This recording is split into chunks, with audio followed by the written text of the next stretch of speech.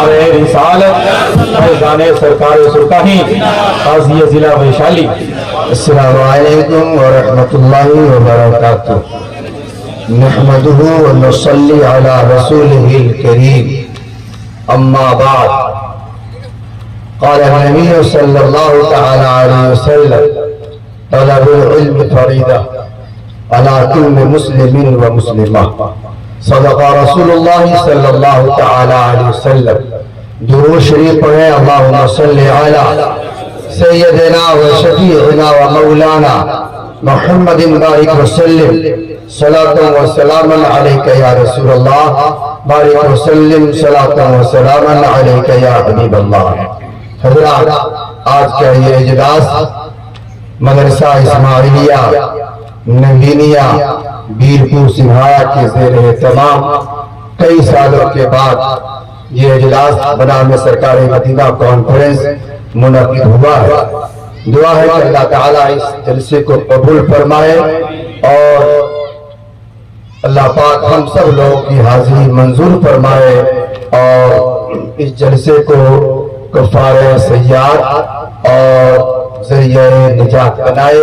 आमीन बिजाह सय्यिदिल मुरसलीन। मेंबर नूर पर एक निहायत अबतरी शख्सियत और बुजुर्गों की अमानत और बुजुर्गों के नूरदीदा मेरे तरीक़त हज़रत अल्लामा मौलाना मोहम्मद अब्दुल मुबीन नौमानी साहब क़िबला तशरीफ फरमा है। हज़रत की ज़ात मोहताज तारुफ नहीं है और न उसका वक्त है कि हज़रत का तारुफ मैं कराऊं। वैसे आप अल्हम्दुलिल्लाह पूरे मुल्क में मुतारफ हैं। नक़ीब अहले सुन्नत हज़रत मौलाना महबूब गौहर साहब इस्लामपुरी की खूबसूरत निकाबत हुई और जिससे थोड़े से जलसे में जान आई है।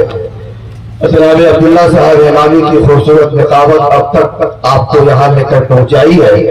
मेरे नूर पर और भी उलमा शोरा तशरीफ फरमा है। चंद लम्हों की आप ज़हमत गवारा फरमाइए। मैं गुजारिश करूंगा कि जो लोग चले गए हैं और बाहर हैं टहल रहे हैं वो तशरीफ लाइए।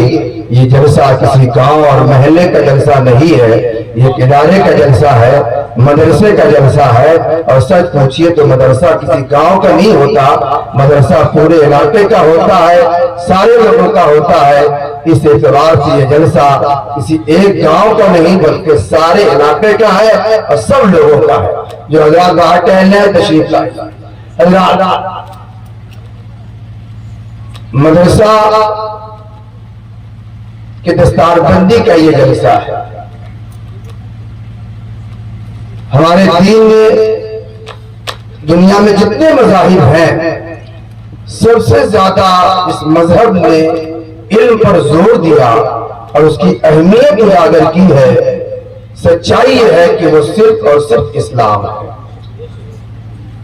इल्म के हवाले से जितना जोर जितनी अहमियत इस्लाम के यहाँ हमारे नबी के यहाँ मिलती है इतनी अहमियत आपको कहीं नहीं मिलेगी।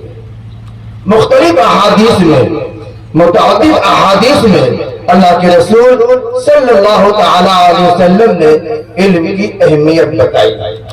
हज़रात, और इल्म की अहमियत बताकर बताया कि दुनिया में कामयाब होना है, कामरान होना है और जमीन की बस्तियों पर आसमान बन के रहना है तो उसका एक ही और वाहिद नुस्खा है, इल्म हासिल कीजिए, पढ़िए, लिखिए, समझदार।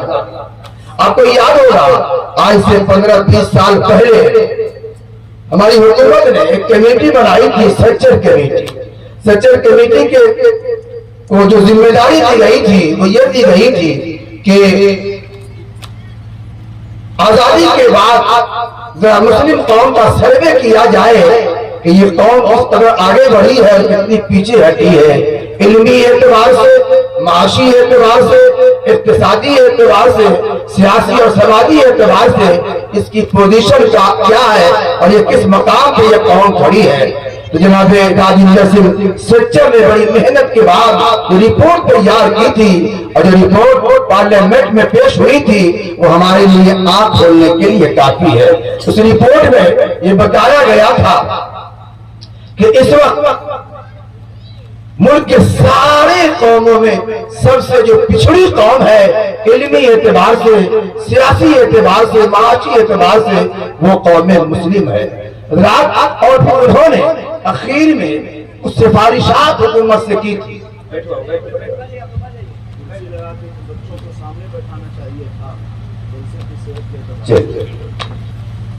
تو انہوں نے سفارشات کی تھی، یہ کہا تھا کہ اگرچہ 1000 زخم ہے، پورا بدن زخم سے چھلنی ہے، لیکن اگر یہ قوم ایک نسخہ اپنائے، ایک دوا اپنائے، تو آج بھی یہ قوم اپنا کھویا ہوا وقار حاصل کر سکتی ہے اور پھر پہلے والے ٹریک پر یہ قوم آ سکتی ہے۔ اور انہوں نے حکومت سے جو سفارش کی تھی وہ یہ تھی کہ اگر یہ قوم اپنا کھویا ہوا وقار حاصل کرنا چاہتی ہے تو اس کا ایک ہی نسخہ ہے، سارے دردوں کا، سارے دردوں کی ایک ہی دوا ہے، اور وہ دوا ہے تعلیم، تعلیم، تعلیم، شکھا، شکھا۔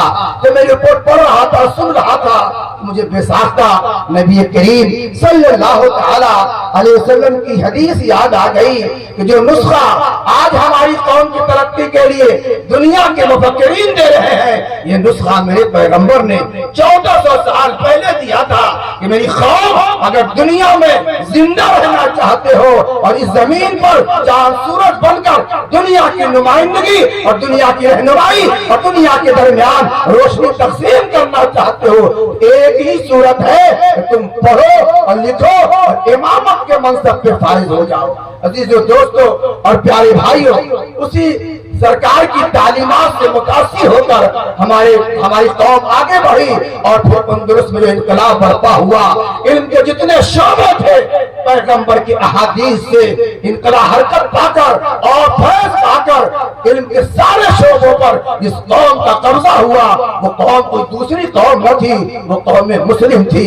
وہ سائنس کا شعبہ ہو یا جغرافی کا یا ریاضی کا یا جو بھی شعبہ ہو، کوئی ایسا علم کا شعبہ نہیں اس شعبہ علم میں ہماری قوم نے دنیا فتح نہ کی ہو اور آسمان پر اپنی عظمتوں کے جھنڈے نہ گاڑے ہو۔ اس کے بعد جب سقوط اندلس ہوا اور اس کے بعد پھر اس محلال آنا شروع ہوا، تو ہمارے بزرگوں نے پھر علم کی نشت ثانیہ کے لیے اور قوم مسلم کو پھر سے پرانے ٹریک پر لے جانے کے لیے مدرسوں کا جائز قائم کیا، مدرسے قائم کیے تاکہ مدرسوں کے ذریعہ سے چھوٹے سطح پر اور بڑے سطح پر پھر علم کی روح ان کے اندر پھونکی جائے۔ حضرات، الحمدللہ جو وقار سقوط اندلس کے بعد ہمارا گھٹ گیا تھا، مدرسوں کی نشت ثانیہ نے اس وقار کو بحال کیا، اور پھر نتیجہ یہ نکلا کہ پھر سے بڑے بڑے علماء پیدا ہونے لگے، بڑی بڑی کتابیں پیدا ہونے لکھی جانے لگی، بڑی بڑی تعلیم گاہیں بننے لگی ہیں،